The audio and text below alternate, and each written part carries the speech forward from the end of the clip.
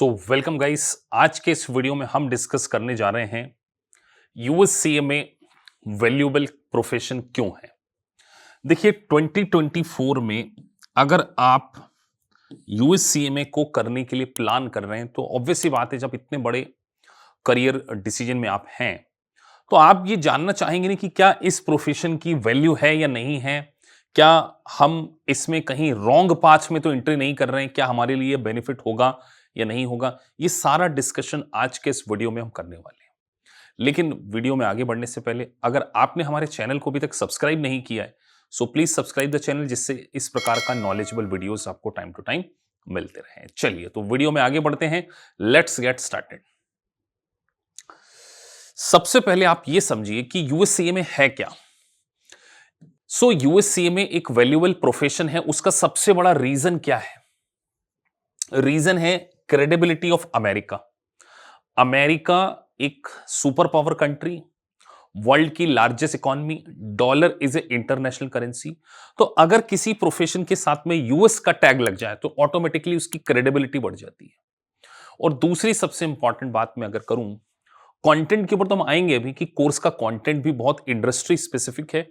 लेकिन आप ये मत सोचिए कि यूएस का कोर्स है, बेसिकली इससे ग्लोबल मैनेजमेंट अकाउंटिंग डेजिग्नेशन। तो अगर आप यूएससीए में करते हैं तो आप किसी भी कंट्री में हो, चाहे गल्फ कंट्रीज से देख रहे हो, कनाडा से देख रहे हो, ऑस्ट्रेलिया से देख रहे हैं या इंडिया में करने वाले हैं, हर कंट्री में यूएससीए की वैल्यू बहुत ज्यादा है।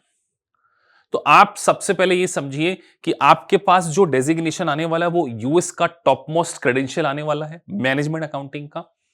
और क्योंकि कंटेंट काफी अच्छा है, कंटेंट जो आप देखेंगे आईएमए का तो वो बिल्कुल इंडस्ट्री स्पेसिफिक है और आज की कॉमर्स वर्ल्ड की सिनेरियो के अकॉर्डिंग है। दैट्स व्हाई मैं यूएससीए को काफी वैल्यूएबल प्रोफेशन मानता हूं। और बहुत सारी जॉब अपॉर्चुनिटीज हैं। आज हमारे बहुत सारे कैंडिडेट जो हैं वो बहुत अच्छी कॉर्पोरेट में काम कर रहे हैं, कोई बिग फोर में जॉब कर रहा है, कोई डच बैंक में है, इंटरनेशनल जॉब अपॉर्चुनिटीज काफी आ रही हैं। तो दैट्स व्हाई मैं कहूंगा कि यूएससीए में क्रेडिबल प्रोफेशन है।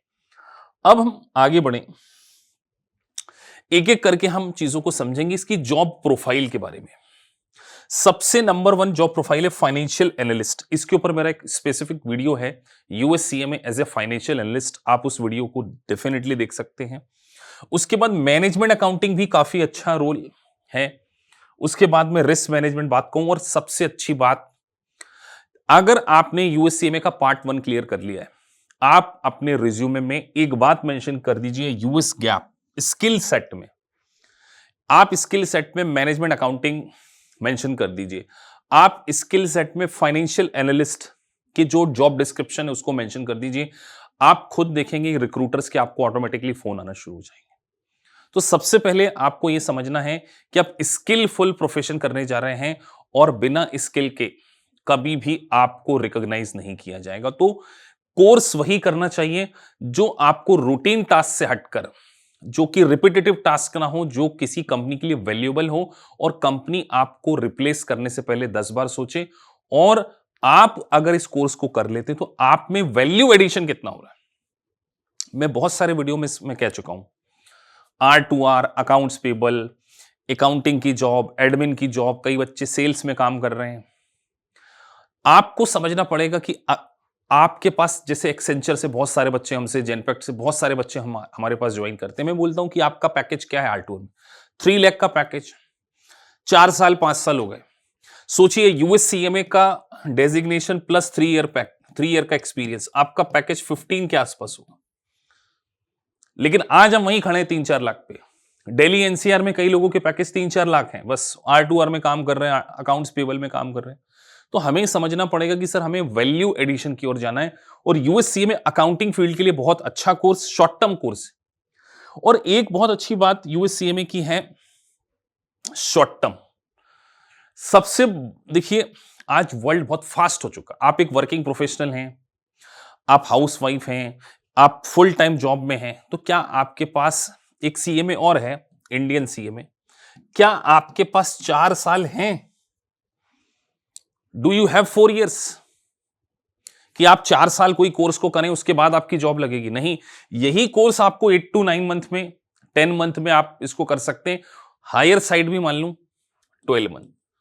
12 मंथ में आप इसको पास कर सकते हैं। और एमसीक्यू बेस्ड एग्जामिनेशन, तो आपको यह भी देखना चाहिए ना कि हमारा जो टाइम है वो स्टडी में नहीं जाएगा।